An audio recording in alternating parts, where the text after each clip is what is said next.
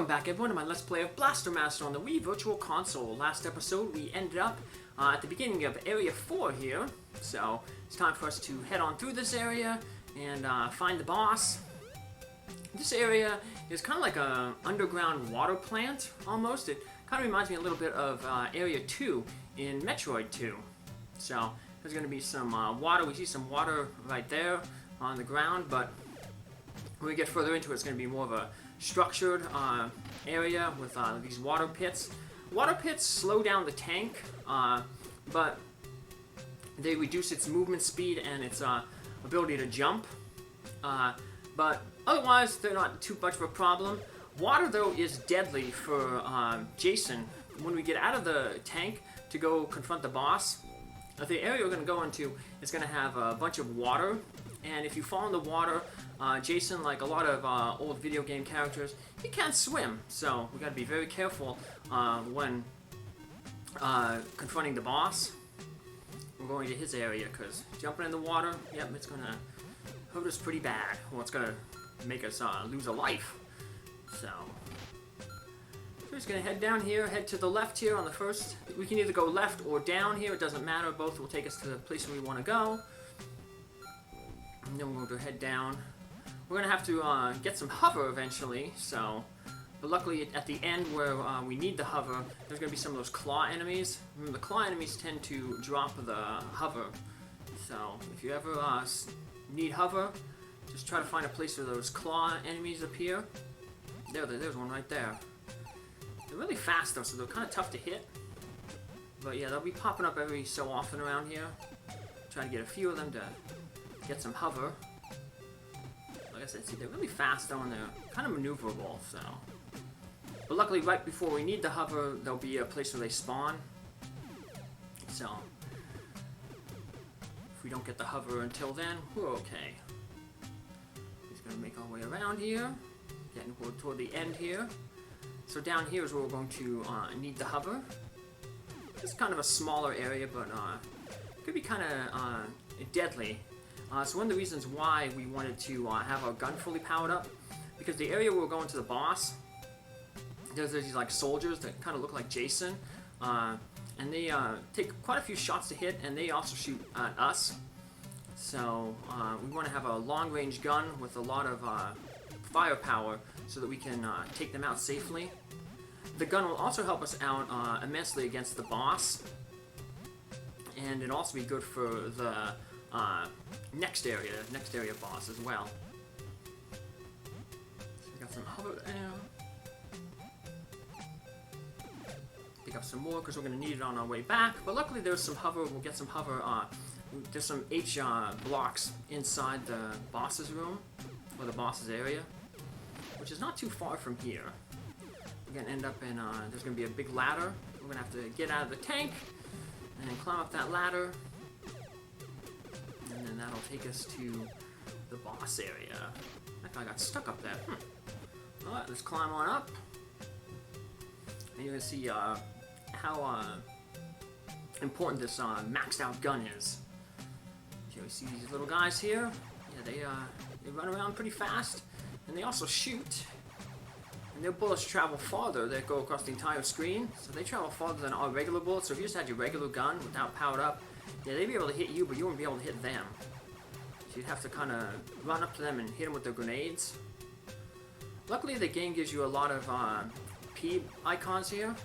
Now, that's like an instant death one up there. The only way you can get those Ps is you basically have to get hit, and then you get slight invincibility. And while you're slightly invincible, you can walk across the water. It's the way the speedrunners get past a few things. They take a few shortcuts, but we're not going to risk Jason's life by tempting fate there and trying to cross water with our iframes. Just take this guy out. Now I'm not too worried that I lost one little gun power because there's two gun power-ups coming up. They're just sitting there. So. Luckily, things don't disappear when they're off the screen, so I'm just going to keep that one there just in case if I get hit on the way over here. There's going to be a lot of narrow passages here. This is where we want the maxed out gun, because the maxed out gun even though the last gun before it is also the same wave pattern, the last gun, the bullets don't pass through solid objects. So being able to pass through solid objects lets us defeat some of these enemies before they are able to shoot us. And that one hit us, so yeah, see, we're down a bit. So our gun doesn't go through the wall. It's a good thing we saved that one gun power up over here, because it'll stay over there for us. And luckily the enemies don't respawn, so that's one blessing. Let's grab that gun, power ourselves back up to full, and grab one of these peas and fill ourselves up. The enemies also, like I said, if you are forced to use the grenades on them because your gun is weak, they tend to drop the peas, so as long as you don't get hit more than once by them, you should be able to maintain the same energy level. So you drop the peas so we can pick it up. They just go slow. They tend to get caught on corners, so with the wave beam here, we can take them out safely. We got a flashing H. I think that gives us 3 H units on the outside. So that'll be good because we need them, like I said, to get back. There we go. Sneak by him. He didn't want to cooperate. Now we have the boss. This is a frog boss, but it's lucky it's not Fred the frog. So this guy has 3 attacks. He jumps around like 3 times, and then his first attack he's going to shoot a tongue out. The tongue just comes straight out from him. The next attack is he shoots these like rocks that come straight down, and then the worst attack is the third attack. He shoots this fireball that comes at you. So basically, for the third attack, you just want to basically be to the south of him. For the first and second attack, you can basically stand off to the side of him, and the attacks won't hit you ever because they basically come straight down. It's just that homing one, the third attack, is the one you want to be down below him so you have enough room to maneuver. You see, I just wait on his third jump. He shoots that thing. I stay far away. He does 3 jumps, then he does the tongue, then he does 2 jumps, then he spits out the rocks, then he does 3 jumps, and then it's the fireball. So just stay your distance. He's back to 3 tongue, 2 fireball, or 2 rocks, and 3 fireball. Get a little close and play a little deadly there. You can see where the gun is really nice. Like I said, if you didn't have really powerful gun, you basically have to just do similar to what I'm doing here, but instead of shooting with the gun on the side, you'd have to throw a grenade at his mouth. But that could be pretty tough because you got to get really close with the grenades to hit him. And the hitbox on his mouth is pretty small, so we gotta be careful. You see, the hitboxes are kind of weird sometimes. It looks like we're hitting him, but we ain't really getting hit. So, it's all about patience. A lot of these bosses toward the end, it's more about patience. It's just like an endurance rush. As long as you just watch their pattern, they shouldn't hit you. Just gonna be patient.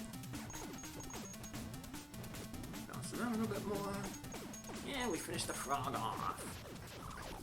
And we're going to get the key item, which is literally a key. Now we're gonna head back basically to almost to the beginning of Area 4, but instead of going to the left to go back to the beginning of Area 4, we're gonna head to the right. And if we would have went that way at first, there's a key, lock, and the key now opens that lock up. It'll take us to Area 5. If you thought there was a lot of water in Area 4, wait until you see Area 5. Area 5 is kind of a unique area in that we're going to have to pretty much get out of the tank and rely on Jason to get through that area. Take out as many of these guys as possible just to get as much hover. As long as you have about 3 hover, you should be okay. We're going to need hover over here to get up this area. Hover. Luckily we avoided those guys because if they hit us, we'd knock back down. We'd have to far more hover. So getting back, it's kind of annoying because we got more of those mines. Remember the mines you can't hit when you're next to them because the tank's fire goes over them. And if you get out with Jason, the red debris is going to hit you. Hurt pretty bad. So basically, the way we're going to deal with these mines is we're going to basically get beneath them and then just jump up and hit them from the side. And that'll keep us safe. Because like I said, the hitboxes are kind of weird. If you jump up, you might actually run into them. Even though like there's a little bit of a section next to the platform where they ain't touching. Yeah, just be careful. Say take your time. There's no timer in this game, so that's one of the good things about this game. Although this game is really long, and that's one of the complaints about the game, is that it's really long, there's no password or save systems for it. And like I said, Blaster Master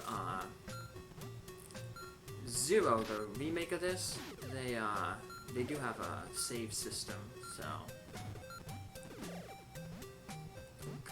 Take care of these guys. We're almost at the beginning again. Shoot these guys, like I said, when they get on the same area as you, or the same horizontal or vertical position, they jump at you really, really fast.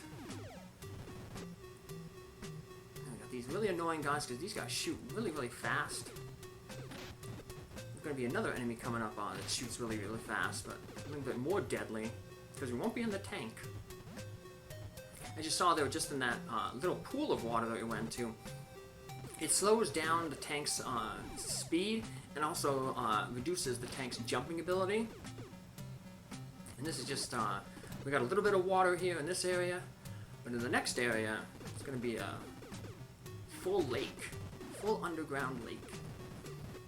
So we got to be careful here. We unlock the key, and we got to unlock the key on the other side, but in order to do that, we're going to have to get out of the tank. And we have to be very careful because, remember, Jason, he can't survive long falls. So we're just going to make our way very slowly over here. Luckily this thing can't hurt us if we stay on this, toward the edge of the platform. Sneak by this guy, climb down the ladder. Climb down. And we want to go back and get our tank. Because we're going to need our tank in the next area, even though we're going to abandon it very shortly. So the lightning thing is really, really good in this area.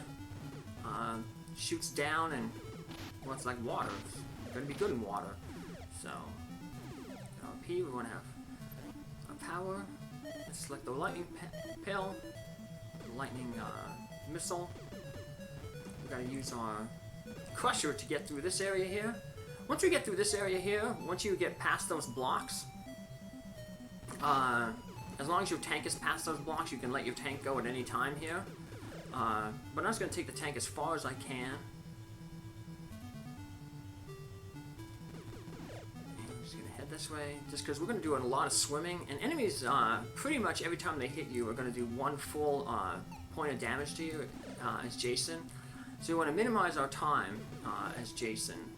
So these things are going to take a lot more damage. Now we have to get rid of the tank here because the tank can't jump in the water. So, and we got these like fish guys. They shoot pretty fast, but after they shoot, they stop for a little bit. So you want to bait them, go up and down. They usually don't, as long as they're moving, they're not going to shoot either. These snails are pretty bad, or hermit crabs. When you get to the same level as them, they shoot right across. They go really, really fast. And they hit you, like I said, they take off an entire hit point. And we don't have the tank to jump in to heal ourselves up. Fishmen tend to drop power-ups, but not always, so you just gotta be careful. So we bait them up, shoot them. Remember, as they're swimming, they're not going to shoot. So we just don't want to stay still. Because as long as we're swimming, they tend to want to swim too. And then if they're swimming, they're not shooting.